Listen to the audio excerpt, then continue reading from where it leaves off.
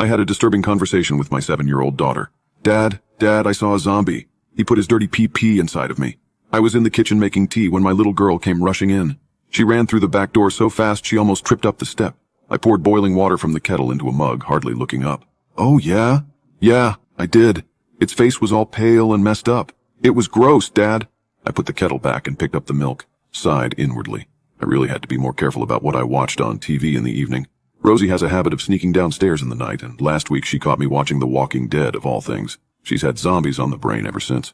I keep telling her they're not real, but it doesn't seem to make a difference. Sweetheart, what did we say about zombies?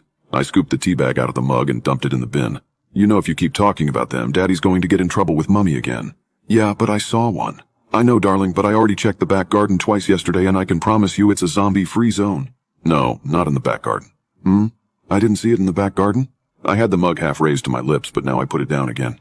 I turned to look at Rosie. Her hair was windswept and her little cheeks were red as if she'd been running. Sweetheart. I put on my best stern dad's not happy voice. I'm going to ask you a question, and I want you to be honest with me. Have you been playing along the path out back again? I didn't really need to ask the question because I already knew the answer. Rosie's allowed to play in the garden on her own, and sometimes, if she asks us permission first, we let her ride her bike along the path at the back of our house, the one that runs past all the neighbors' back gardens. But that's all we allow her to do. This area is pretty safe, but these days you can never be too careful. There was a burglary a couple of roads over a few months back, and last year someone was mugged on the high street. Several years ago, a few towns over, a little boy even went missing. That was quite a long way away from here, of course, but it made national news for a few days until the search fizzled out. And it made a lot of parents more cautious. Rosie's getting older now, and she's an adventurous girl, but still, you have to have boundaries. And on a few occasions lately, Rosie's been crossing those boundaries, riding her bike further than she should. Not coming in straight away when we call her. Sneaking out the back gate when she's only meant to be playing in the garden. As I watched Rosie now, I noticed her face growing redder. She looked away from me, down at the kitchen floor, and scuffed her feet. Dad, I only went a little way down, she said. I promise. I was chatting to Mr. Henderson because I saw him in his back garden. I said hello and made him jump. I sighed. So there it was. Mr. Henderson was Rosie's zombie. Yesterday it was the postman, and the day before that it was a different neighbor. I took a sip of tea and shook my head. Mr. Henderson was, in fairness, a better candidate than the others. The guy lives on his own, and he looks about 100 years old. Moles all over his face, skin like a deflated balloon. Whenever we'd chatted over the garden fence before, though, he'd always seemed nice enough, just a bit lonely. I couldn't have Rosie going around calling him a zombie. Listen to me, sweetheart. I know you didn't go far or anything. I don't want you. I came right back after too, Dad, Rosie interrupted. She was staring up at me now, blue eyes large and pleading. I promise. And I even said no when Mr. Henderson offered me an ice cream, because I know you don't like me taking stuff from strangers. I opened my mouth to respond, then paused. He offered you ice cream? Yeah, but I said no. Mr. Henderson really wanted me to come in and have one, but I told him I had to get home. And then I came straight back here to tell you I'd seen a zombie and Rosie was babbling now, her voice whirring like a motor.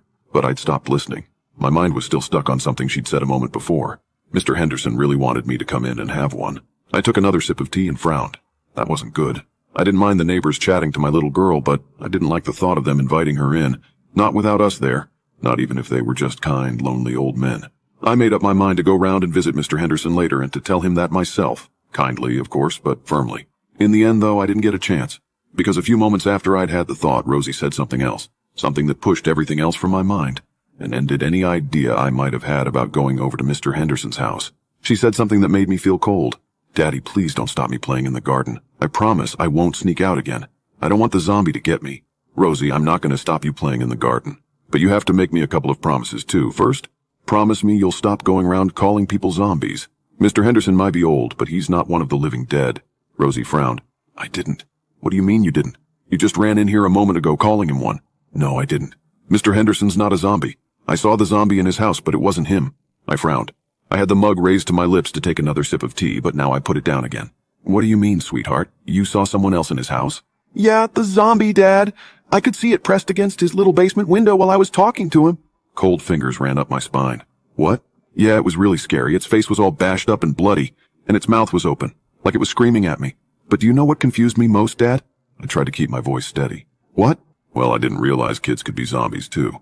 I thought it was only grown-ups. But I guess I must have been wrong, because the one in Mr. Henderson's basement looked just like a little boy.